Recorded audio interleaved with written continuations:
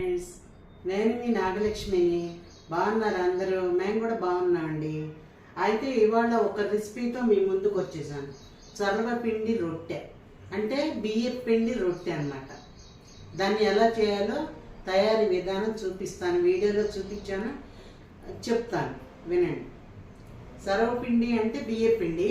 ఈ బియ్యపు పిండిని ప్లేట్లో వేసుకోండి. వేడి నీళ్ళు కాయండి. వేడి నీళ్ళు పక్కన వేడి నీళ్ళు పెట్టండి.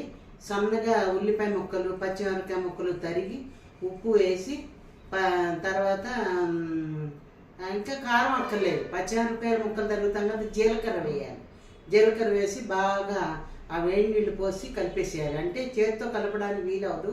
కొన్ని గరిటె పెట్టుకుని ఇలా ఇలా అనేసి చల్లారని చేతితో గట్టిగా కలుపుకోవాలి. గట్టిగా కలుపుకొని పెనం మీదే, మనకి తపాలా రొట్టె అని కూడా అంటారు దీన్ని. తపాలా రొట్టెలు తపాలాలో వేయడానికి ఇప్పుడు తపాలాలు లేవు, అందుకని పెనం మీదే వేస్తాను నేను.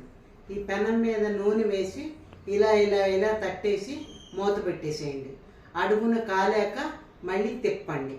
అంతే, సర్వ రొట్టె, బియ్యపిండి రొట్టె రెడీ.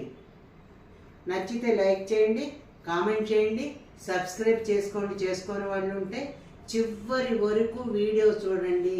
నేను రొట్టె ఎలా వేస్తానో మీకు కూడా తెలియాలి కదా. చివరి వరకు వీడియో చూడండి. Bye bye.